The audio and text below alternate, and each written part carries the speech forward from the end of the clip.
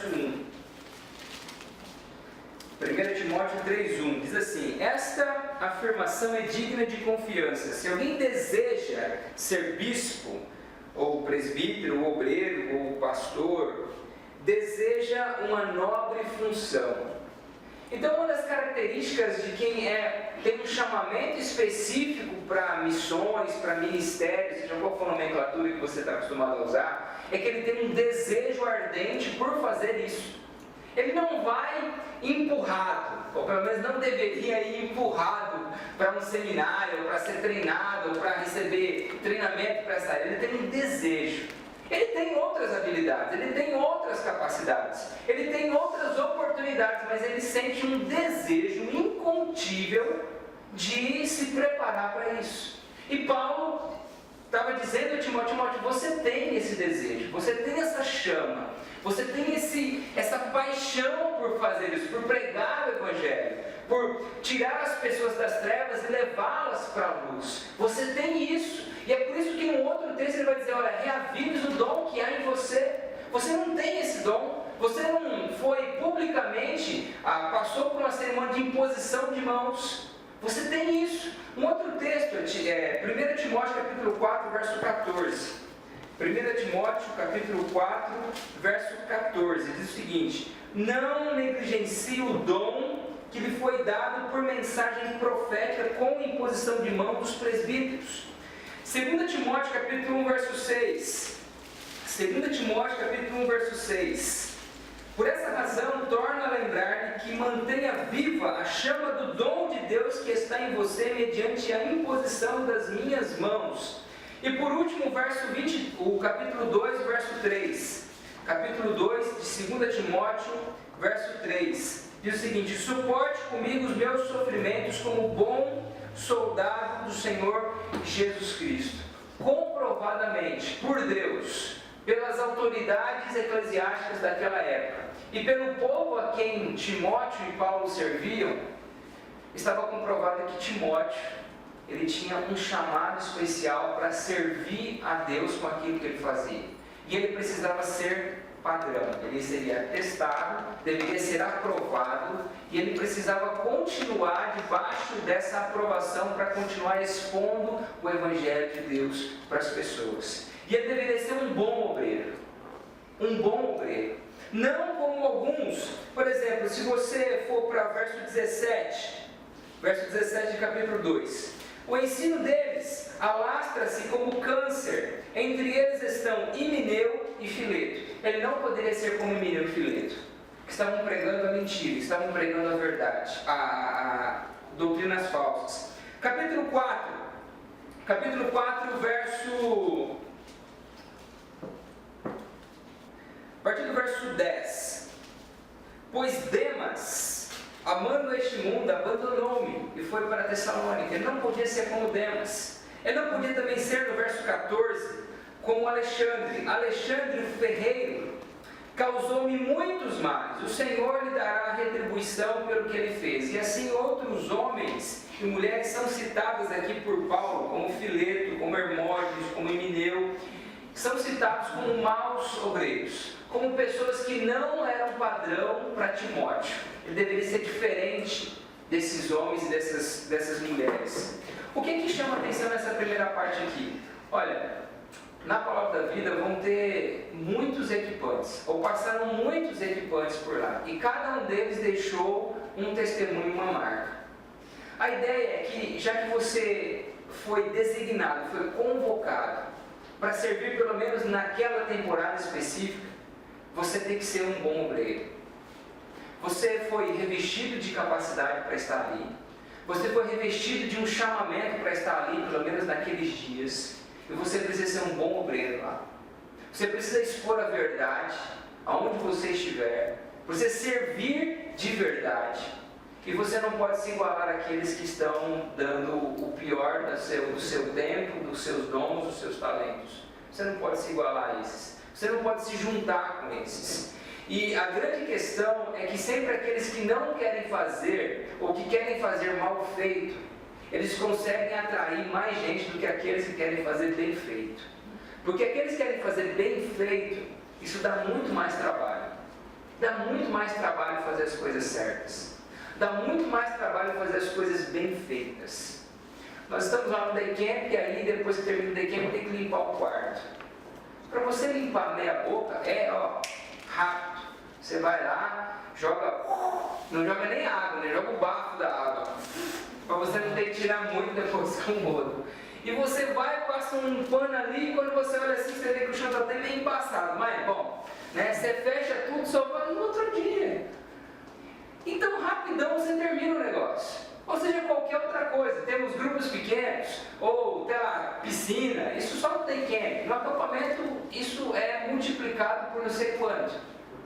Fazer mal feito, de qualquer forma, com a barriga, ou com a aparência de bem feito, mas com a motivação. Isso é muito simples, muito fácil, isso contagia com uma velocidade incrível. É incrível como, por exemplo, as células cancerígenas, elas conseguem se multiplicar de uma forma, assim, uma velocidade imensa. Mas, quando eu estava vendo um pouquinho sobre o autotransplante, né? A dificuldade que aquelas células boas têm de, pegar e conseguir contagiar o teu corpo é muito complicado, é muito difícil. Mas as cancerígenas, puxa vida, como elas se multiplicam. E o ensino errado, as atitudes erradas, elas têm a mesma força de multiplicação das células cancerígenas. Tanto é que a nova versão, ela já usa que o ensino desses aqui, que estavam no verso 17, é como um câncer. Ele se alastra de uma forma muito rápida e ele tem um alto poder destrutivo. Você contar um pouquinho de mentira ali na mensagem que você está pregando no acampamento, você vai ver como que isso tem ou ser mal compreendido. Não precisa nem pregar uma coisa que seja mentira, só de você falar de uma forma que não é tão clara. Daqui a pouco todo mundo no acampamento sabe, por exemplo, que o Hércules crê em perda de salvação. Né?